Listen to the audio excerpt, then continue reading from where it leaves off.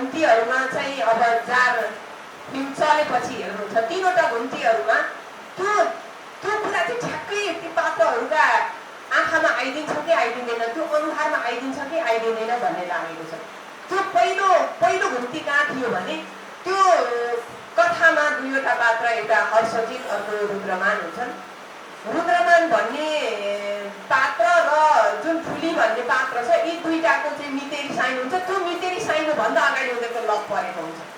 पछाडि त्यो साइनोले चाहिँ उनीहरूको विवाहलाई चाहिँ बाधा बनाइदिन्छ। त्यो बेलामा ठुली रोएको कुरा कसैले देख्दैन, तर उसका आँखा सुन्निएको कुरा चाहिँ सबैले देखेका हुन्छन्। त्यो चाहिँ पात्रको अनुहारमा आउँछ कि आउँदैन भन्ने मलाई लागिराखेको छ। पछि अर्को कुरा चाहिँ जब त्यो ठुलीको विवाह भयो, त्यो ठुलीको विवाह भइसकेपछि अब त्यो पहिलेको लभर त आयो, आउँदाखेरि उसले चाहिँ काट्छ क्या उसलाई। मुटुले काट्यो होला आफ्नो प्रेमीलाई, उसलाई माया पनि लागिराखेको छ। यति माया लागेको छ, त्यो माया लागेको प्रेमीलाई कसरी काट्यो होला, त्यो काटेको अनुहारमा देखिदिन्छ कि देखिदिँदैन, पात्रको अनुहारमा त्यो हेर्नु छ।